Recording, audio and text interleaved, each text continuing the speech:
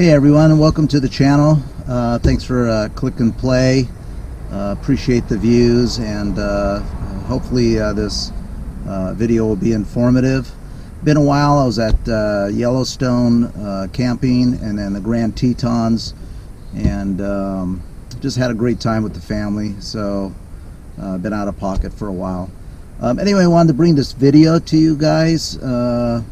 Kind of a clickbait, the things that I hate about the Z06. Actually, there isn't very much that I hate about it, but there are some annoyances that do bother me on the car. So I thought I'd share those with you. And then I purchased a product. I did a lot of research on race ramps, and we'll go over that product a little later in the video. So what are the things that I hate about the Z06? So let me show you a couple of them. So here are a couple of them that I want to share with you. They seem mild and small, but they do bug me. When I do drive the car to work, I do that occasionally. I have a mug, a coffee mug that I take with me with a locking lid, so on and so forth. But this thing bugs me right here. This cup holder is like crap. This thing, it just moves around. You're supposed to be able to, you know, adjust it, but I'm telling you, it just has these settings, and this thing is so loose. I thought GM could do a better job with the cup holder. So not that you need a lot of cup holders, not that I drink a lot of stuff in the car. I usually don't eat or drink in the car, but just having a coffee cup, or if you do travel, this thing is just so loose, and actually just doesn't hold it very well. I have to keep my hand on the cup when I'm driving when we do that. The second item I want to show you is right here. So I don't know if you could see that, the seatbelt holder. Let me get out of the car to show that better. Okay, this thing here. So the seatbelt normally has a slit right here, and this belt was always coming off. Now I did buy these seatbelt holders. I think they were 10 bucks for the pair, maybe 15 bucks shipped to your door. And anyway, let's see if I got this camera right. So anyway, these things clip on here, and they actually hold the seatbelt the way it should be in there. Otherwise, no matter what you do, that seatbelt is coming out of this holder, and it's going to be draping over here or over here. So that is another thing that I just hate. It really bugged me. Spend that much money for a car, and the seatbelt holders don't even hold the seatbelt in place. It's pretty ridiculous, actually, and just could have been designed a lot better.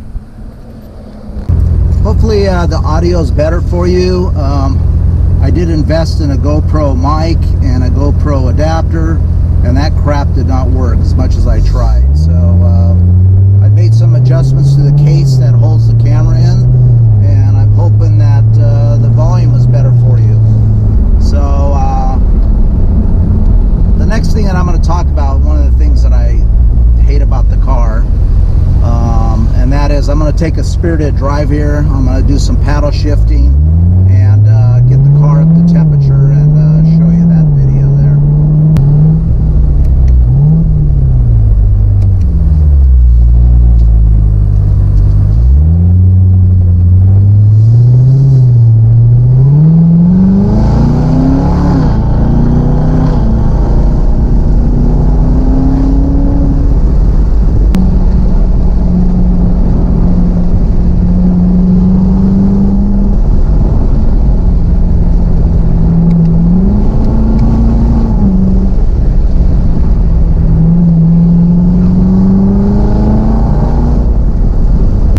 After some spirited driving, maybe 10 minutes there, just want to show you the temps here. So you can see there both the oil and the water about 220. 220 is high for the oil. Usually it's less than that, but this is the thing I hate. Let me show you.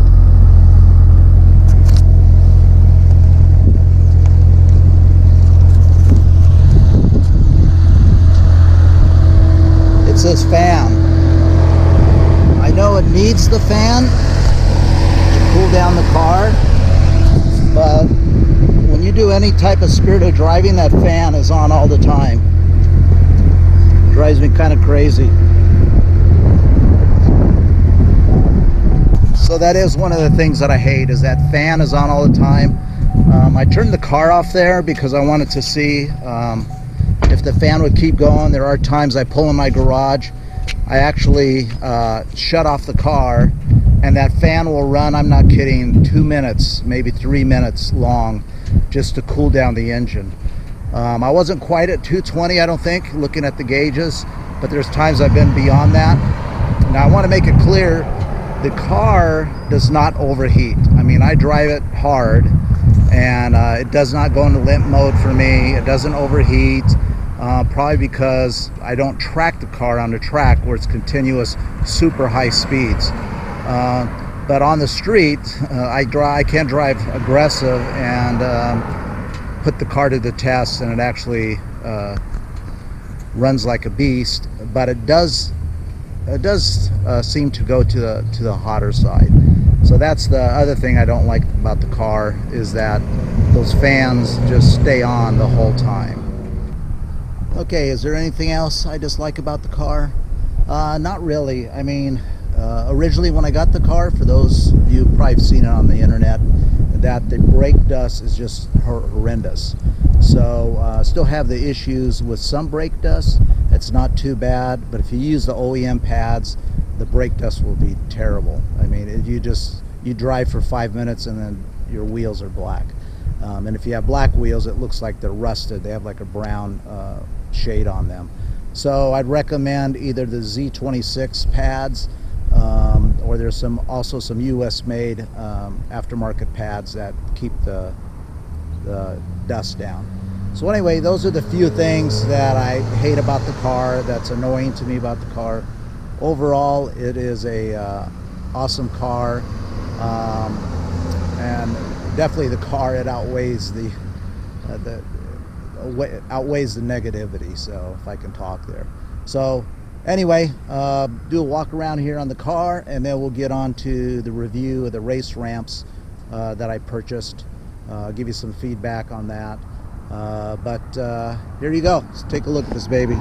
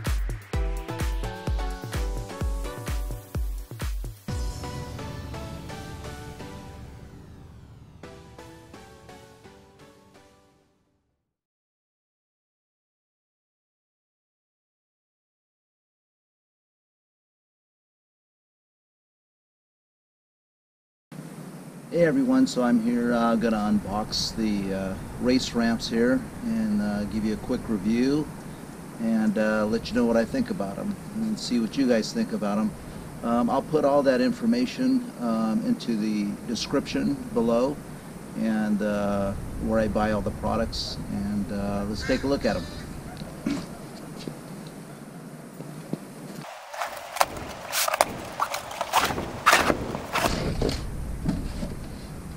I don't know if you can see that. It's the first part of it.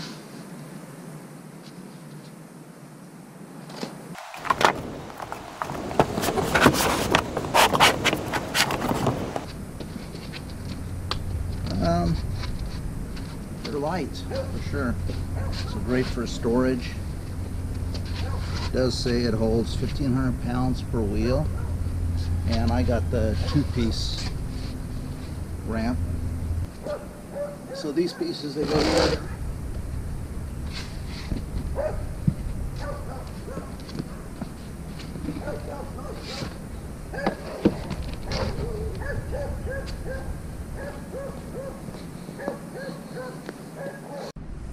Each of the big pieces has a handle that you can use to hang up and help with storage.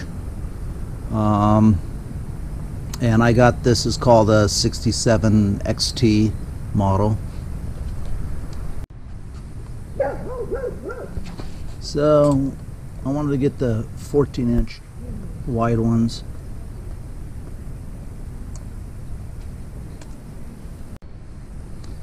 So they're 14 inches wide, and these are 66, supposed to be 67 inches long. And the reason I got these is I wanted a more of a gradual ramp up and wider, because the front Corvette Z06 tires are 11.2 inches. So they make a 12-inch wide, a little shorter. That's probably $100 cheaper, but I wanted to get these just so I had a wider amount of space for the tires. So the other thing I ordered from Amazon are these chocks here, from the same company, the race ramp chocks. They were pricey. They were about $35 out the door. Basically, they're heavy-duty rubber, and you chalk them. Hopefully, you can see that. You chalk them behind your wheels. So when you get them up on the pedestal, and you remove the ramp to get underneath it, which I'll demonstrate here in a little bit. These hold the car into place, so you don't want them rolling off that pedestal.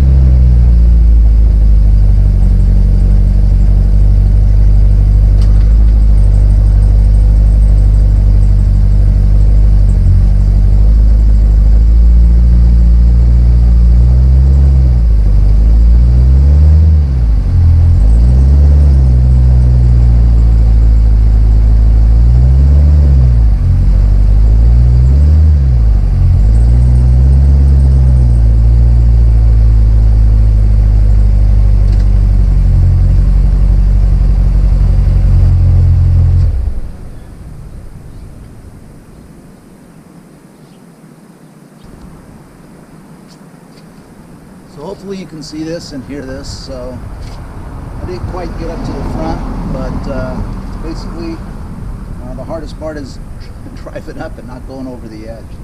So anyway, cool thing about these two-piece is that you can take that part of it off, so you can crawl underneath it and work on the car from that way. You also want to use the safety chocks behind the wheel so they don't roll off. But I just wanted to give you a demo of it. Also, I'll take the camera and go from the front end and the back end so you can take a look at that. So basically, this is it from the back end. It's got the step there. You can see you got room to work under the car. Look. This is the look from the front end. I got it centered pretty good there, and it's a 10-inch rise, which gives you plenty of room to get under this car and work. Easy to get underneath and work. So it's an expensive investment, but versus I didn't want to spend $1,000 on a ramp or lift, I'm sorry. Instead, these were $360 on Amazon. Like I said, I'll put the link underneath. If you didn't want to get the two-piece, it's about $320. And if you want to get the short ones, single piece, not so wide, I think they're 12 inches wide, those are as low as $200 and change. But you can see how wide these tires are. And you really do need the 14-inch ramps to play it safe. The other thing I did is I bought a cheap $5 mirror off of Walmart, out of Walmart, and I use that so when I'm sitting in the car I can actually look because the scary part is just going over this bump right here. If you continue too far, then that may be an issue. If you go slow, you'll be fine, but I just wanted that mirror just for extra safety if no one's there to spot you.